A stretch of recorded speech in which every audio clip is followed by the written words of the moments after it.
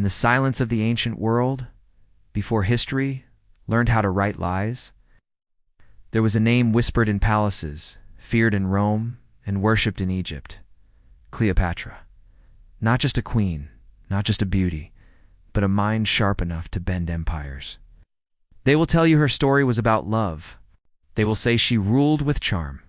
But tonight, you will see what they tried to erase. Because Cleopatra did not survive by beauty.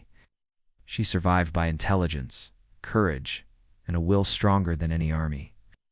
In a land where gods walked among mortals, a young woman rose to claim a throne that devoured the weak. Egypt was dying. Rome was watching. Destiny was waiting. Cleopatra was born into chaos. A royal family poisoned by betrayal, brothers who murdered brothers, sisters who vanished in the night. From childhood, she learned one truth: power is never given, it is taken. While others played music and danced, she studied language: Greek, Egyptian, Latin. She learned how men thought, how generals lied, how kings feared silence more than war. When her father died, the throne was stolen from her, exiled, hunted, forgotten, or so they believed. But Cleopatra did not disappear. She waited, and when Rome arrived, she returned, wrapped not in silk, but in strategy. They say she met Julius Caesar in secret. But what truly entered that room was not a woman in danger. It was Egypt's future. Caesar did not see a lover. He saw an equal. Cleopatra spoke. Rome listened. With Caesar's backing, she reclaimed her crown, not through bloodshed but brilliance. Egypt breathed again. Gold flowed. Temples rose. The people followed her, not because she was feared, but because she was believed in.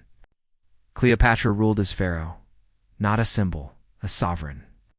She walked among her people, listened to farmers, fed the poor during famine, rewarded loyalty, punished betrayal without mercy.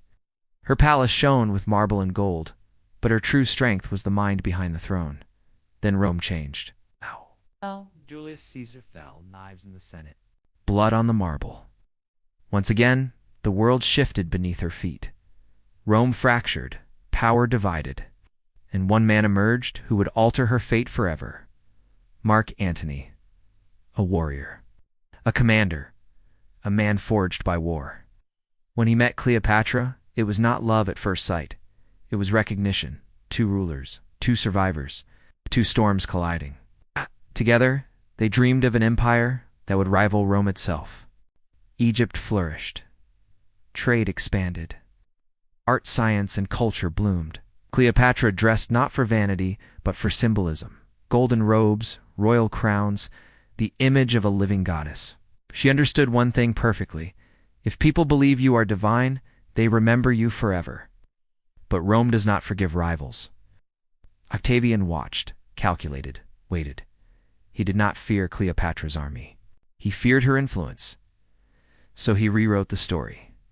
He called her a seductress, a witch, a foreign danger. Propaganda became his weapon. War was inevitable. At Actium, the sea burned. Ships clashed, dreams shattered. Antony was defeated. Betrayal whispered through the ranks. Rome closed its fist. When Antony fell, Cleopatra stood alone against the greatest empire on earth. Captured, paraded, humiliated? Never. Cleopatra chose her ending. Not as a prisoner, not as a trophy, but as a queen. In silence, she prepared herself, dressed in royal garments, surrounded by symbols of power.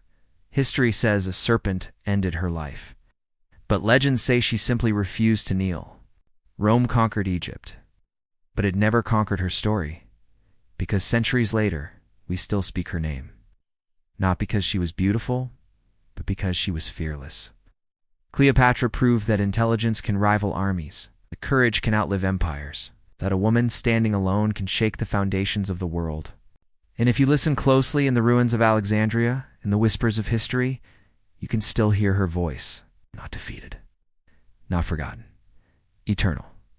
Thank you for staying with this story. If you enjoyed this journey through history, you already know where to find the next one.